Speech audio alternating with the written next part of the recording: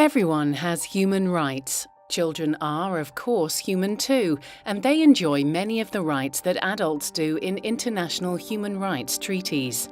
What many people don't know is that there's also a treaty that's dedicated just to children, the UN Convention on the Rights of the Child. We'll take a closer look at the convention later, but it's important to understand that the idea that children should have rights dates much further back. There's been a long-standing focus on protecting vulnerable children as a charitable response to suffering. However, at the start of the 20th century, some activists started promoting the idea that children should have rights.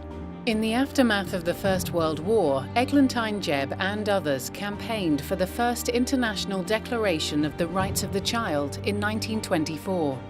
An expanded version of this was adopted by the United Nations in 1959. During the International Year of the Child in 1979, Poland proposed that there should be a convention for children.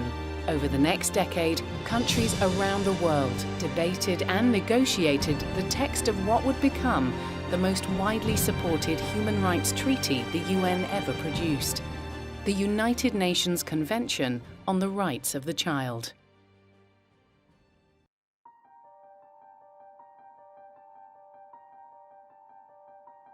The United Nations is an international organization committed to maintaining peace and security and to promoting human rights.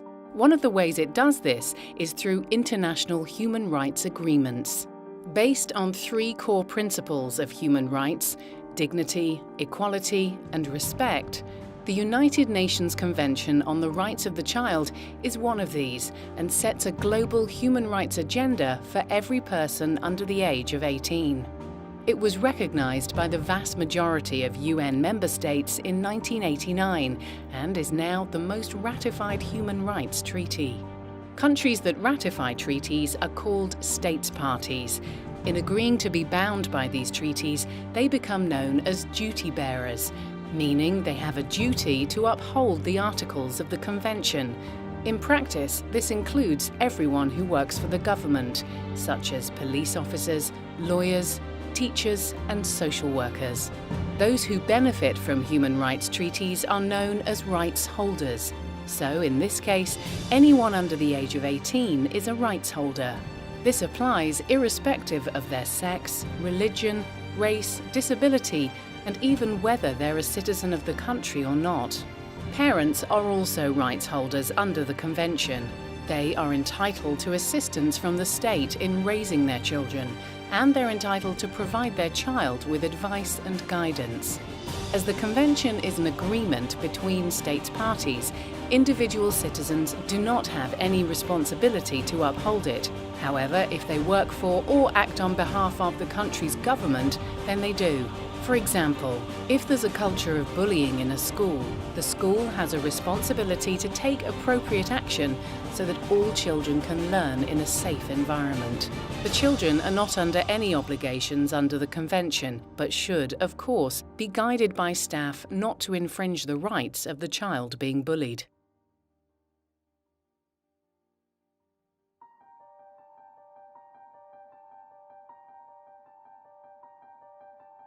The Convention describes the obligations states parties have to all children living within its borders. The Convention is wide-reaching and covers many aspects of children's lives. Rights are described by articles. There are 4 important articles that apply across all other rights in the Convention. These general principles are non-discrimination, the best interests of the child, the right to life, survival and development, and the right for children's views to be given due weight. The other rights can be grouped into 5 categories, including civil rights and freedoms, family environment and alternative care, health and welfare, education, leisure and culture, and special protection measures that cover children in emergency situations, injustice systems, child exploitation, and children belonging to minority groups. These rights are indivisible and interdependent. That means that the failure to provide for one can affect the enjoyment of the others.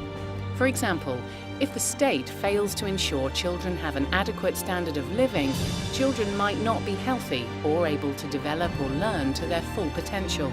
An additional 3 optional protocols have also been included in the Convention over the years, related to military conflict, the sale of children, and individual complaints by children to the Committee.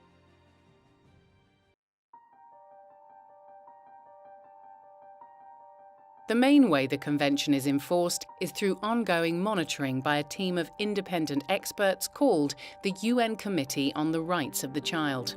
State parties must submit a progress report to the Committee every 5 years, and their assessment is supplemented with information from other organisations, such as NGOs and children's commissioners. Children can also submit evidence to the Committee, sometimes in person by attending the Committee meeting.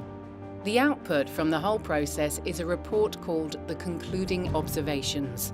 It summarises the Committee's views on the state of children's rights in each country. But it doesn't stop there. The report also provides implementation and improvement recommendations to each individual state, which it will review the next time the country is examined. The Convention requires states to put its obligations into local laws, such as national constitutions and legislation. If this is done, the principles can be enforced in local courts. The Committee also suggests that to ensure meaningful rights protection is afforded to every child, states should have a national plan for children, monitor how much of the budget is spent on children, conduct regular impact assessments throughout every government department using reliable data about children's lives, and have an independent children's ombudsman. Another important way to ensure the Convention is properly implemented is by raising awareness of its existence. Countries must make sure that it is widely known by both adults and children. Regular training of both adults and children contributes to the creation of societies that respect the rights of children.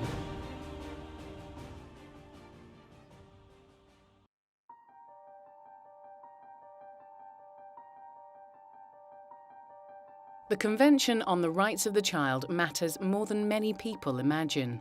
For one, in recognising that children are rights holders and that states are duty bearers, governments and all those who work for them are bound by a set of internationally ratified human rights articles that must be adhered to. This means that duty bearers must consider and apply the provisions of the Convention in all aspects of their work that affect children. This means that they should respect, protect and fulfil all of the obligations to which they have signed up.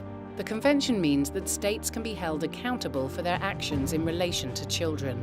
Not only will the Committee on the Rights of the Child monitor and report on their progress, but children's organisations and advocates and children themselves can use the standards to argue change.